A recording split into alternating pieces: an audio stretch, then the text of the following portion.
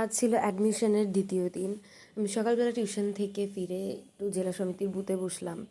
তারপর ওখানে একটু কাজ করে খাওয়া দাওয়া করে দুপুরের খাওয়া দাওয়া সেরেই সিরাজি ভবনের দিকে যাচ্ছিলাম চিড়ের পোলাও খেতে।